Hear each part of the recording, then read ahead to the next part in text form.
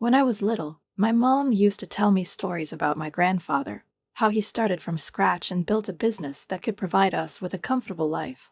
But we never saw a dime from him, and then I didn't understand why this happened until I got older and I realized the complexity of this story, related to his will and the strange conditions he left behind, as if his wealth was not a means to support his family, but something like a prize that must be earned, go through trials, prove his worth before gaining access to it. Lucinda, your grandfather was a tough nut to crack, Mom said one cold evening, as we sat at our small kitchen table, sipping hot tea, which slowly warmed us from the inside until the old heater could not cope with its task again, and the landlord, as always, was in no hurry to fix anything, because he believed only in the money he earned, not in the money he gave away, just like his grandfather, who believed that everyone should make their way on their own, without handouts and inheritance. Why did he do this to us?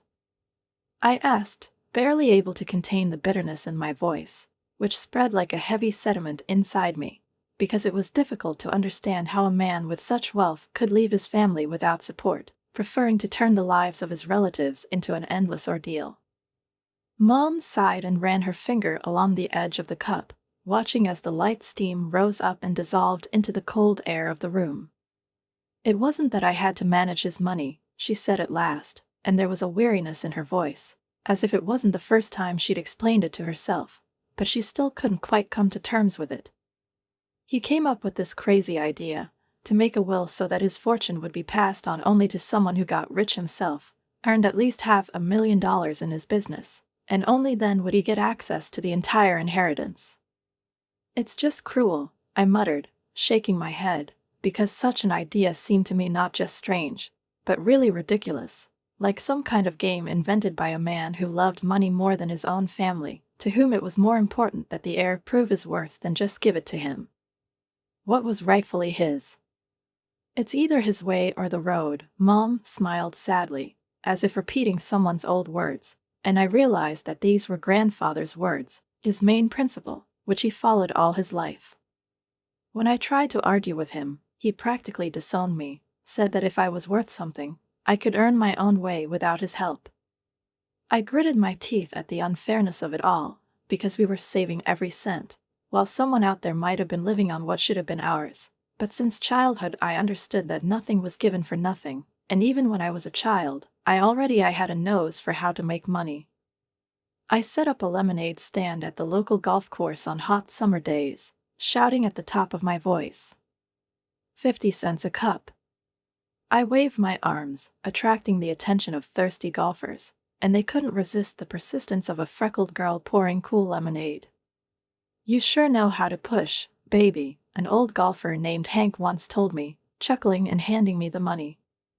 Keep it up, and one day you'll be a tycoon. I grinned, deftly taking the coins, and answered with a confidence that didn't quite match my age. I'm just saving up for something big. And it was true, because my thoughts were always on the next big thing, and it wasn't just lemonade. I made homemade balls and bracelets by stringing them together from beads I found in the dollar store and sold them wherever I could, at neighborhood parties, school events, even on the front in the yard during garage sales. Trading wasn't just fun, it seemed right to me, as if I was born for it. Lucinda has her own small business empire, Mom joked, telling her friends about my endeavors, but I could hear the pride in her voice that made me straighten up and feel important. But it was sewing that really gained popularity, because when I managed to buy that old sewing machine at a garage sale, it was like all my Christmases came at the same time, and although it wasn't easy to learn myself, and the machine was moody, and online lessons often hung up due to poor internet, I didn't give up because I felt that I had found the very thing that could change my life. I turned sad finds from a thrift store into fashionable outfits, spending hours sewing, restitching, combining, adding details, changing the style and color, ensuring that an ordinary thing, unnecessary and forgotten, suddenly came to life and became something unique, something that could not be bought in a store, something that would make a person stand out from the crowd, giving them a special style. And this became for me not just a hobby, but something more, something that gave me confidence and a feeling that I was going in the right direction. Lucinda, Is this the shirt you were wearing last week?" Sarah chuckled one day when she found me at my locker at school. Her gaze slid over my updated clothes, which she obviously recognized as the old thing, but now it looked completely different. "Yes, I transformed her a little," I replied casually, slamming the locker lock, trying to hide my pride, because I liked that people noticed. I liked that I could make things more beautiful than they were before. "You should try to improve your attitude somehow," Sarah said with a grin and walked away, but several other girls lingered, and one of them, clearly hesitating, but still gathering the courage, asked, "It's really cool. What you did to your shirt. Can you do something with mine?" A shy smile touched her lips, and I felt a warmth spread inside me, because it meant that people saw my talent, appreciated it, and it was really nice. "Sure, bring it tomorrow," I replied, and my heart was filled with pride. Word spread quickly, and soon I started accepting individual orders, which at first seemed like just a way to earn some pocket money, but soon turned into something more, into a real business, because people were willing to pay good money for uniqueness, for the opportunity to wear something that no one else would have, and I was happy to give them this opportunity, making sure over and over again that what started as a hobby is becoming my life's work. One sunny day, I dragged my latest creations to a local street fair, taking with me a makeshift rickety table, spread my clothes on it and waited, my heart pounding with excitement, because this was my first real outing, my first opportunity to show my things to strangers and see if they were ready for to pay them. "Do you think people will buy it?" Mike, my friend, asked skeptically, casting quick glances at the passers-by who were leisurely strolling between the rows. "They'd be crazy if they hadn't bought it," I replied with a confidence that bubbled up inside me because I knew I'd done everything I could to make my things look perfect. And I turned out to be right. My table was literally packed with customers.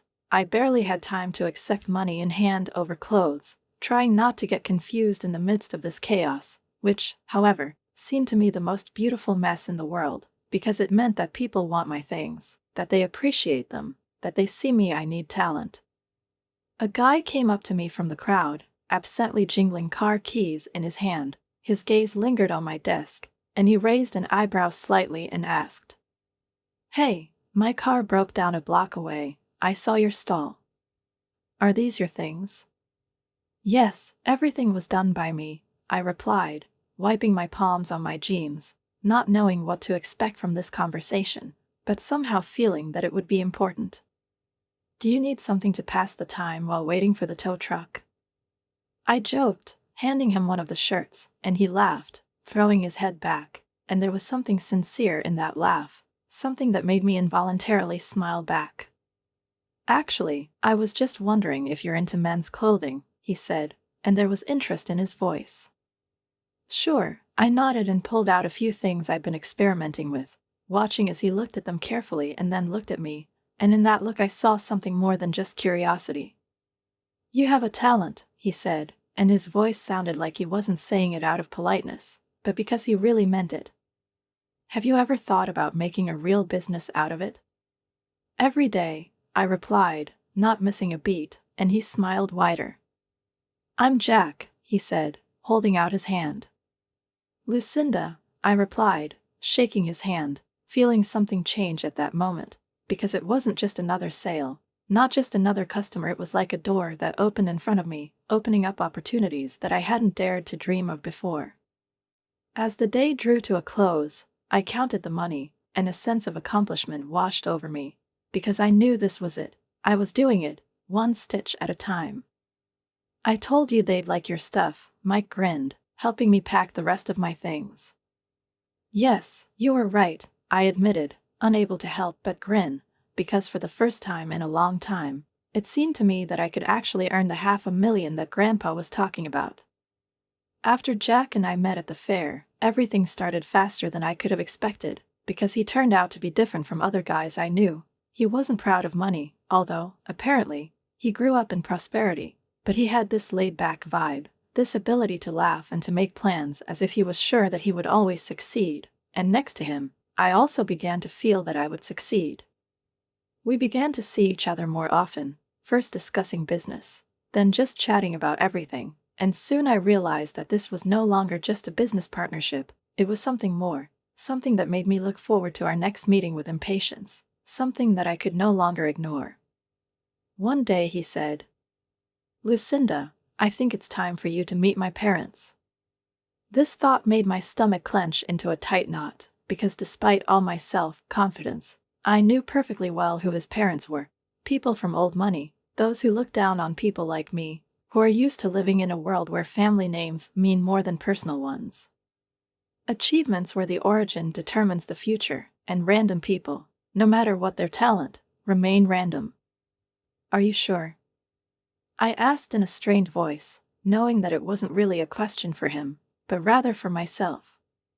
"I don't think they'll like me very much." Jack laughed lightly, as if he didn't notice my fears, and shrugged his shoulders and said, "They'll love you, don't worry so much." But the excitement wouldn't let go of me the whole way as we drove to his house, and even Jack's voice, which was trying to chat about something insignificant, obviously hoping to defuse the situation, couldn't distract me from thinking about what the meeting would be like, how cold his parents would be, and how I would cope if they let me. I understand that I am not needed here. The driveway we turned down was long and perfectly level, stretching away into the distance, straight to a huge house that looked more like a museum than a place where people live, and when we finally stopped, I felt my heart thump against my chest, because everything around breathed luxury. Motionless, almost terrifying.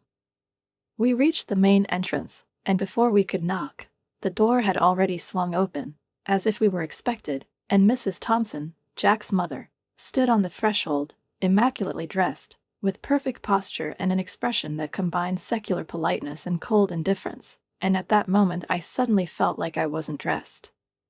Despite the fact that I carefully chose the outfit for this meeting, hoping to make a good impression. "Jack, honey," she exclaimed, pulling him into a short hug, and then she looked at me, smiled tightly and said, "And you must be Lucinda. We've heard so much about you." Her voice sounded warm, but there was no real warmth in it, and I clearly felt that her words were just a polite gesture, not sincere interest. "Thank you for inviting me, Mrs. Thompson," I said, forcing a smile, but deep down I already knew she didn't need my answer because her opinion of me had been formed for a long time. Jack led me inside, and at that moment his father appeared, a tall, stern man with a firm handshake that looked more like a check than a greeting. "Lucinda, nice to meet you," he said in a deep, emotionless voice. We went into the living room, and as I expected, it turned out to be as majestic and cold as the rest of the house, spacious, with perfectly placed furniture, with an impeccable interior, in which everything seemed not to be for life, but to demonstrate status. The small talk flowed unhurriedly, but I felt that all this was just a prelude to something more, that a real conversation, a real interrogation, would soon begin, and this feeling was confirmed when we moved into the dining room, where dinner was served on crystal dishes and exquisite porcelain, which looked like it should have been locked in display case, not to use for food. We sat down at the table, and Mr. Thompson finally decided to get to the point. "So, Lucinda, Jack tells us that you are interested in fashion design." He looked at me appraisingly, as if I were a problem he had to figure out and solve. "Yes, I run a small business, design and sell clothes," I replied, trying to keep my voice level, but already feeling inside where all this was going. Homemade, then," he commented dryly, and his tone made it clear to me that this was not a compliment, but rather a way to mark me, put me in a certain category, put a tick in the list of those who are not included in their world. "How enterprising," he added after a moment, and I suddenly found it hard to breathe, because I felt not like a guest, but like a test subject in an exam that I couldn't pass. Mrs. Thompson, who had been silent until then, suddenly intervened with a forced smile. "And your family, dear? What do they do?" I knew that this question was bound to come up, and yet, when it was asked, I felt something tighten inside. "Well, it's just me and my mom," I said, choosing my words carefully. "She's a nurse." Mrs. Thompson nodded slightly, but nothing changed in her eyes, and then she exchanged a quick glance with her husband that I couldn't read, but there was something in it that I didn't like at all. The conversation stuttered and became more and more strained until coffee was finally served, and just when I was beginning to hope that the most difficult part was over, the mask of politeness slipped from Mrs. Thompson's face, and she folded her hands in front of her and said, looking directly at me, "Lucinda, I have to be honest with you. We have high hopes for Jack and his partner." I froze, feeling like something was about to come out that I didn't want to hear, but there was nothing I could do about it. "The past is important to us," she continued, shaking her head slightly. "It's necessary to maintain the family's reputation and legacy." She put her fork down on her plate, looked at me with a cold, almost sympathetic smile, and said, "Well, it's clear that you've achieved a lot, despite your past." I tensed up. "But I'm afraid you're not suitable for our son." Her words sounded like a slap in the face, cold and sharp, and I sat there, stunned, unable to believe that she had said it right to my face, without bothering with hints or softening words, as if my presence at this table was a mistake that she just decided to fix. Then she stood up, keeping her back straight, and, after a quick glance at her husband, said in a flat, icy voice, "I won't waste any more time here." After that, she turned around and left the room, leaving behind a void that could not be filled with polite smiles or Jack's attempts to hush up the situation. "Lucinda," he began, hurriedly turning to me, his face flushed with embarrassment, and I could see that he didn't know what to do, torn between his love for me and his desire not to openly confront his parents. "Please don't take it personally," he continued, trying to speak softly, but his voice betrayed the tension. She's in her own way." "But how could you not take it personally?" The whole evening turned into a stern demonstration of where I stood in their family, and despite Jack's assurances that everything would get better, that shadow of dinner lingered, casting a cold, unpleasant hue over what should have been the happiest event of my life. The engagement took place despite this icy reception. That evening at his parents' house, it became clear that they were not thrilled with my arrival in their family, but Jack did not hesitate. He proposed to me, and I agreed, believing that our love was more important than any prejudice. We were officially engaged, and even though I was over the moon with happiness, this coldness coming from his parents haunted me, reminding me that they would never accept me completely. A few weeks after our engagement, Mrs. Thompson suddenly called me. "Lucinda," her voice was formal, almost devoid of emotion. "I'd like you to come in. We have something important to discuss." I felt that the conversation did not bode well, but it was impossible to refuse, so I packed up and went to their house, which this time seemed to me even colder than the last time, as if the last remnants of heat had been drained from it since my last visit. When I entered, they were already waiting for me. Both of Jack's parents were sitting in the spacious living room, back straight, eyes firm, and I realized that this was not just a conversation, but something more, an official warning or perhaps even an attempt to set everything according to their rules. Mrs. Thompson wasted no time, and without even asking me to sit down, she immediately got down to business. "Lucinda," her tone was harsh, unfriendly. "We've looked into your past, very carefully." Mr. Thompson nodded, his face impassive, but I could see the disapproval in his eyes, as if the mere fact of my parentage was something that couldn't be ignored. "It's clear that you come from a completely different world than ours," his wife continued, crossing her arms over her chest. "And, to be honest, we feel that you are hunting for the wealth that is growing around our son." I felt everything tense inside, but before I could even open my mouth, she continued, not giving me a chance to justify myself. "We will not allow our family fortune to be jeopardized," she said firmly, as if putting an end to a conversation that had just begun. Her words hit me deeper than I expected, but before I could react, Mrs. Thompson slid a stack of documents across the smooth wooden table toward me.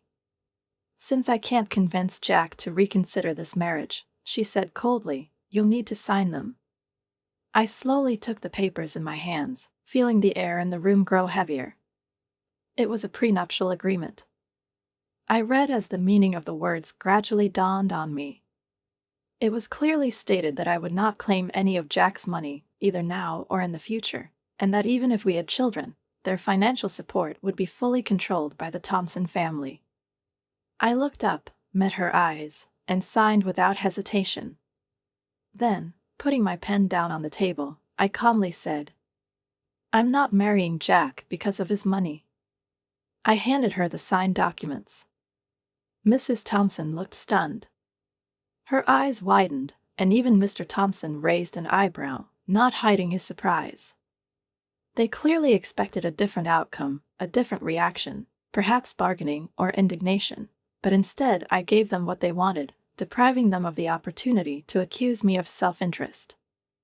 I left their house feeling a strange combination of relief and indignation, because on the one hand, I had just put an end to their suspicions, but on the other hand, the very fact that they had forced me to do this continued to burn inside me. I told Jack about everything, and he just laughed. "Oh wow, you really showed them," he said, smiling as if it was just some kind of funny story. "Good for you." But I didn't like his laugh. I looked at him, expecting something else: outrage, sympathy, at least some hint of support, but he just laughed, as if none of this mattered. "Doesn't it bother you that your mom thinks so little of me?" I asked quietly. "She humiliated me, Jack." He shrugged, his smile fading a little, but there was still a nonchalance in his voice. "I understand why you're upset, but you know how my mom is. She has her reasons." I frowned. "Are you saying she's right?" Jack hesitated for a moment, as if considering what to say, and then exhaled and said, "Well, she's not exactly wrong to worry, right?" His words hit me harder than anything his mother had said. Not only did his family doubt me, but now I realized that he himself, maybe he was never completely on my side. A year after our engagement, as the wedding approached, my life turned into a whirlwind of excitement, stress, and an endless series of tasks, intertwined with my rapidly growing business, preparations for the celebration, and attempts to maintain a balance between my world and the world I never managed to fit into. My brand, a sportswear line that I started from scratch, was finally gaining momentum, and it was incredibly exciting to see how my designs were worn and loved, how people posted photos on social media, and how positive reviews flowed, giving me confidence that I was going the right way. I had accumulated a small amount of capital, enough to start thinking about expansion, about large supplies, about reaching a more serious level, and despite the busy schedule, despite the fact that work occupied almost all of my time, I felt happy because it was mine. It was created by my hands, and no one could say that I got it by someone's grace. As for the wedding, initially I wanted something simple, intimate, and warm, where Jack and I would be the center of attention, rather than luxury and pretentious fun. But Jack had other ideas, and every time we discussed the details, he easily and passionately convinced me that we should have a big, beautiful wedding that will be remembered for a lifetime. "Lucinda, we only do this once," he said with that trademark grin that made it hard for him to object. "Let it be grandiose." In the end, I gave in, and we planned a large-scale event, sharing the costs, although not without arguments, because I was used to a different approach. I looked for discounts, negotiated, reduced costs where possible, and every time I managed to get a good price from suppliers or negotiate a more on favorable terms with catering, I felt inner satisfaction, because old habits die hard. The wedding day seemed perfect, at least at first glance. The guests were having fun, wine was flowing freely, music filled the space, and Jack and I couldn't stop smiling, as if we were in a bubble of joy in which only the two of us existed. I would like to remember this day exactly like this, but even amidst the general jubilation, I noticed shadows: his parents, Mrs. and Mr. Thompson, who were standing a little to one side, whispering to each other, their faces tense, their lips pressed into a thin line, as if they were forced to attend this celebration against their will. I tried not to pay attention, but at some point I accidentally overheard Mrs. Thompson telling a group of relatives with a fake smile, "It's all very extravagant, isn't it? I just hope she understands the value of money and doesn't just spend it, Her voice was loud enough for me to hear, and the words hit me harder than I could have expected, but I forced myself to pretend that nothing had happened, that nothing had changed, even though deep down I knew it had. But even after the wedding, things didn't settle down. A few weeks after the celebration, Mrs. Thompson posted a post on social media in which she wrote with veiled resentment that her son had married someone like me, that she was afraid of losing him because of a woman who, in her opinion, was unworthy of him. I reread these words over and over again, feeling my throat tighten and a bitter lump rise in my chest, not only from resentment, but also from disappointment, because I did not expect her to go so far, that she would openly show the whole world how she treats me. I tried to talk to Jack about it. "Your mom's posts," I began, trying to speak calmly, even though everything was bubbling inside. "They are very harsh. Can you talk to her? They don't even know how well my business is going." Jack sighed, his face looking worried for a moment, but then he resumed his usual relaxed look. "Lucinda, I know this is hard, but let's not rock the boat, okay?" he said softly, pulling me to him, as if he wanted this conversation to just disappear. "Jack, but they think I'm a fortune hunter. They don't see that I don't need their money." He sighed again, running his hand through my hair. I know," his voice sounded soothing, but there was no determination in it. "Just, let's ignore it for now. They'll change their minds, they just need time to see what I see." I nodded, but something inside me snapped. I agreed to let it go, not because I thought he was right, but because I was tired of fighting, tired of proving the obvious, tired of explaining over and over again that I'm not who they think I am. It was easier to focus on my business, to put my energy into something positive, into something that was completely mine, and despite the personal upheavals, my business was going well, orders were flowing, the brand was rapidly gaining popularity. I gave interviews, participated in photo shoots, and began negotiations on partnerships. And my everyday was scheduled by the minute, but it was nice because I felt like I was moving forward. And then came the evening of the charity dinner, which was held in a luxury hotel in the city center, an important event where not only business representatives were invited, but also various media personalities, investors, patrons, people who could become useful contacts in my future. I carefully chose my outfit, knowing that today I would have to show my best side, because among the guests were those with whom I had long wanted to establish contacts, who could help me bring my brand to a new level. But I didn't even know that this evening would bring something completely different. The event was dedicated to supporting sports programs for children and teenagers, and for me it meant more than just an opportunity to present my projects. It was a symbol of what I had achieved with my own work, a step forward that confirmed that I was no longer the girl who was trying to prove her worth in a world where money they meant more than personality. As the main costume designer, I chose a blue and white theme that not only corresponded to the general mood of the evening, but also perfectly combined with the latest models of my sports line, emphasizing dynamics, movement, energy, everything that I wanted to convey through my clothes. Jack and I entered a large hall filled with elegant guests, sparkling lights, the muffled noise of voices, interspersed with the light clink of glasses, and although I felt a little nervous, I was incredibly excited that my work was being shown in such a grandiose setting that I had finally reached the point where I could proudly present myself and his brand in front of people who really had weight in business. But all this euphoria disappeared as soon as my gaze accidentally slipped to the other end of the room, where his parents were standing. Their cold, appraising gaze cut through all the warmth of the lively crowd, as if their presence here was not voluntary, but a forced act performed solely for the sake of decency. Jack noticed them too, but he didn't say anything, and I felt something inside tighten uncomfortably, because their neglect wasn't an accident, it was a conscious, ostentatious attitude that deeply hurt me, but I pressed my lips together and continued walking forward, meeting the guests, smiling, shaking hands. It was as if nothing had happened. I walked around the room, chatting with potential partners, talking about my business, answering questions from journalists, feeling how this evening was becoming more and more important to me, and although Jack was nearby, I could see that he was slightly stunned by the scale of what was happening, as if he had not expected that the event would be so large and that my role in it will be so significant. "You're really giving it your all, aren't you?" he commented, watching the crowd who willingly approached me, showed interest, asked about cooperation. "Either go to the big level, or go home, right?"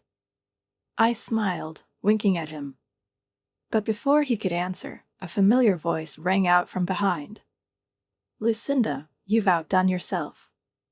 I turned around and saw a local sports celebrity who had already worn my designs, and now looked with sincere admiration at the uniform I had created for this event. "This uniform is fantastic," he said, turning to show it to the guests. "Thank you very much," I smiled, handing him my card. "Enjoy the evening, and let's meet soon. I think we may have interesting ideas for cooperation." The event was buzzing, the atmosphere was electrified with enthusiasm, support, and goodwill, and I felt a sense of pride inside me, for myself, for my brand, for the path I had traveled to be here. But then the moment of truth came. The host came on stage to open the official part of the evening, and I sat next to Jack, feeling my heart speed up in anticipation. "Tonight would not have been possible without our incredible sponsors," he began, his voice resonating through the room, full of energy. Applause swept through the audience, camera flashes flashed, and I froze when he began to name names, among which, I knew, was mine. "I would like to express my special gratitude to Lucinda," the host continued, whose generous donation of over $300,000 helped make tonight possible. The audience burst into applause, a wave of approval and admiration washed over me, and I felt my breath catch in my throat, but at that moment a scream rang out, sharp, angry, filled with indignation. "Of course not." I froze. Mrs. Thompson's voice cut through the noise of the room, making everyone turn around. She stood in her place, her face flushed with anger, her eyes flashing, and her lips pressed into a thin line before she spoke again, demanding a microphone. And when he was in her hands, she didn't hesitate. "This is ridiculous," she exclaimed, her voice sounding harsh, almost hysterical. "Lucinda couldn't afford it. She's just a poor beggar using my son's money." There was a dead silence in the hall. "She is a cunning predator who has snuck into our family to ruin us." Her words echoed through the room, venomous, loud, filling the space with an unpleasant tension that hung over everyone in the room. I felt dozens of eyes fixed on me, some with curiosity, some with outright shock, some with obvious condemnation. The presenter tried to take control of the situation, cautiously approaching her. "Mrs. Thompson, I assure you, you are mistaken," he said firmly, taking back the microphone. "Lucinda's company is extremely successful and quite capable of such generosity." He paused and added, "And I know that firsthand." There was a hum in the hall, someone was exchanging incredulous glances, someone was whispering, but the tension was palpable, as if this whole evening, filled with delight and recognition, had suddenly turned into a battlefield where I had to either defend my name or let them trample everything I had built. Then, with an unexpected movement, the host handed the microphone to Jack, clearly hoping that he would be able to defuse the situation, that his voice, his words, would be able to return the evening to the solemn tone that had been broken by Mrs. Thompson's outburst of rage. All eyes turned to him, and at that moment a whole storm of emotions was reflected on his face: embarrassment, confusion, conflict between duty to his family and the need to take a position next to me. He glanced briefly at his parents, then met my eyes, and I saw in him not determination, not support, not a desire to protect me, but only doubt that squeezed his throat, not allowing him to say what he might have wanted to say. He raised the microphone, his voice barely audible. I have nothing to say." And with that, he just turned around and walked away, heading back to where his parents were standing, leaving me alone in the midst of this swirling sea of whispers, surprised stares, and intense silence that buzzed in my ears more than any noise. The burden of the moment weighed heavily on my shoulders, squeezed my chest, and pierced me with the realization that it was even worse than his mother's screams, Jack's refusal to protect me, his unwillingness to stand between me and the lies his family was trying to cover my name with. I felt a sense of resentment and disappointment growing inside me, as the pride with which I entered this hall was tainted by this ridiculous drama imposed on me, overshadowed by other people's accusations. Although this whole evening should have been about something else, about supporting youth, about the development of sports, about what I was able to achieve with my own by labor. I straightened my back, took a step forward, and without another second's hesitation, picked up the microphone. "Thank you all for being here tonight," I began in a flat voice, despite the emotions bubbling inside. The audience fell silent, all eyes turned to me again, and now I felt not fear, but determination, confidence that I had the right to speak, the right to defend my name. "Today I would like to share something very personal with you," I continued, and in the silence that followed, I could hear myself taking a deep breath. I allowed myself to look around and meet the eyes of the guests. Among them were young athletes who were inspired by this evening, entrepreneurs who knew what it was like to start from scratch, people who could understand me, hear me, and draw their own conclusions. "I started out as a street entrepreneur," I said, and there was strength in my voice. "Not just to make ends meet, but also because I had a dream." I paused, allowed my words to settle in the air, to penetrate the minds of the listeners. This dream led to the creation of a sportswear brand that many of you now know. I looked around the room again, saw nods, saw interested faces, saw support in the eyes of some of those who might not even have known my name before. When my company's profit reached $500,000, I fulfilled a promise I made to a very special person, I continued, and my voice sounded firmer, more confident. "My grandfather." There was a slight murmur around the room, and some of the guests looked at each other, interested in where I was going. "He left a will," I said, which stated that his inheritance would go to one of his relatives who would achieve their own success and achieve this figure in their business. There was silence. I knew it was an unexpected turn, but that's why I said it, to put an end to doubts once and for all, to show that I'm not just a random person in this room, that I didn't come into this world with an outstretched hand, but went forward, fighting my way through difficulties, earning every coin with my own sweat and talent. This money, I continued after a short pause, was used not only for the development of my business, but also for charity, just like tonight. I saw something change in the eyes of some people: respect, interest, understanding. After the pandemic, my business didn't just survive, it flourished, I continued.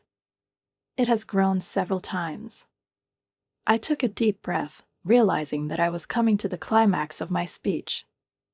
Every problem I've faced has been a stepping stone up which I've climbed, and today I stand before you not just as a business owner, but as a person who believes in the power of perseverance and dedication.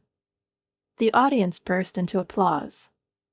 Some of the guests stood up from their seats, clapping their hands, some shouted words of support, and I saw how the faces that a minute ago were full of doubt now expressed respect and admiration. But my attention lingered for a moment on Jack's parents. They were still standing there, but their faces were no longer filled with arrogance. Instead, there was disbelief, confusion, as if their own worldview had just collapsed. Mrs. Thompson said something quickly to her husband, after which, without even saying goodbye, they quietly left the hall, walking cautiously to the exit, clearly realizing that staying here for them now would mean facing questions to which they had no answers. I took a deep breath, feeling relieved, but then Jack appeared in front of me. He looked shocked, confused, and his lips were slightly parted, as if he wanted to say something but didn't know where to begin. "Lucinda," he muttered, taking a step toward me. I didn't know. I just shook my head. I didn't need to hear his excuses. I didn't need to hear his belated apologies. I didn't need to see his confusion. I walked past him, leaving everything behind: his indecision, his betrayal, his inability to support me when it was needed most. My emotions were a mixture of triumph and heartache, and all I needed right now was space. The space is not only from this evening's drama, but from everything else. I decided to stay at the hotel for the night to be alone with my thoughts, to free myself from the burden of what I had experienced, to give myself the opportunity to reflect on what had happened and what I should do about it now. Later, sitting in the silence of the room, feeling the hum of the evening gradually subside in my thoughts, I felt fatigue, so deep that it seemed to permeate every cell of my body. But as soon as I closed my eyes, the phone rang, pulling me out of this state, and when I saw a familiar name on the screen, I couldn't help but answer. Mom's voice was hoarse with emotion, and I immediately realized that she had seen everything, heard that she was there, though not physically. "I just want you to know how proud I am of you." I closed my eyes, clutching the phone in my hand, because those words meant more to me than any recognition, than any applause in the audience. "You stood there and told your story, declaring your truth," my mother continued, and I could feel her voice tremble with pride. "You're everything I hoped you'd be." I swallowed hard, feeling everything soften inside, as my mother's words filled the void left by the pain of betrayal, and for the first time that evening I felt safe. After a night at the hotel, when I finally cleared my head, I returned home, but as soon as I crossed the threshold, I felt that something had changed. The place that was my home seemed alien, heavy, as if the walls themselves had absorbed the tension of recent months and now weighed on me with memories, from which I couldn't escape anymore.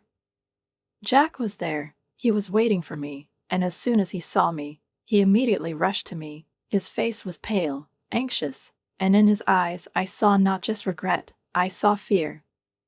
"Lucinda, I'm so sorry," he began, his voice low, pleading, and he took a step toward me, as if trying to close the distance, which was actually much more than a few steps. "For everything, for not taking your side, for not supporting you. Can we just forget it and start over?" I shook my head, feeling everything inside me freeze, because this decision, although difficult, had already been made. "Jack, I can't," I said firmly, and my words seemed to pierce through him. "I don't want to be with a man who can't stand up for me, who stands on the side of his parents, not his wife." He opened his mouth as if to protest, but I didn't give him a chance. "And it's not just because of last night," I continued, and there was a determination in my voice that left no room for doubt. "It's been accumulating for a long time." His face fell, and he slowly extended his hand, as if he hoped that one touch could change my mind, but I backed away. "I'm filing for divorce." Those words came out definitively, firmly, without hesitation, and I saw his eyes widen in shock, but I didn't care anymore.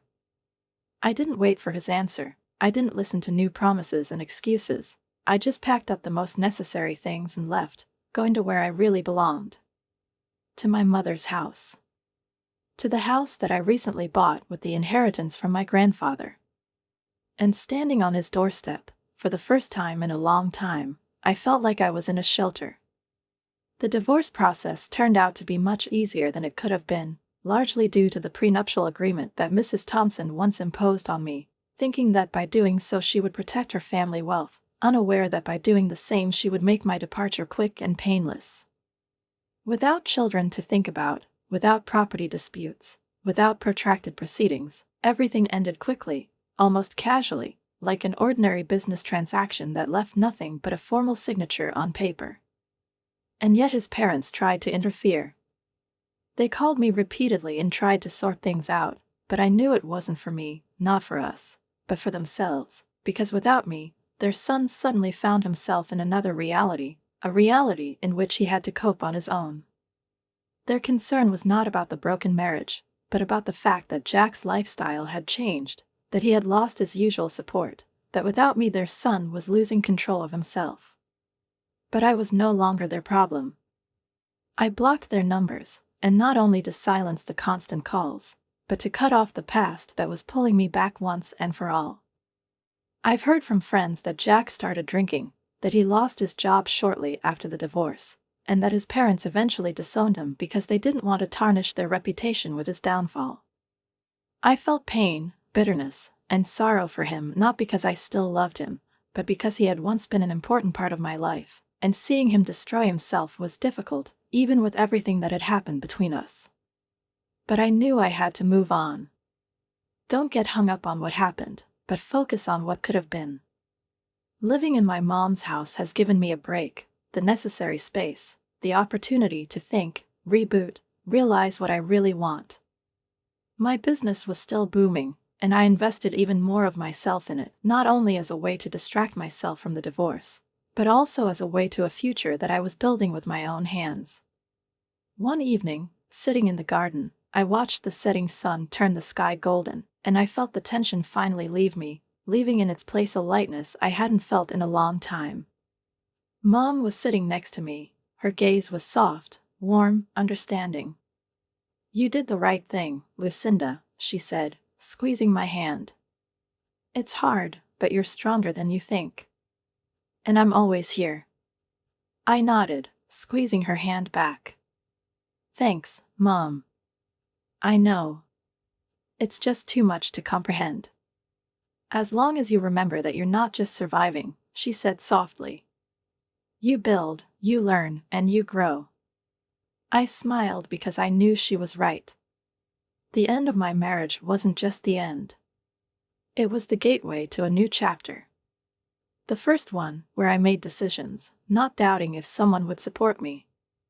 The second one, where I stood on my own, not only as a successful businesswoman, but also as a person who was changed by this story.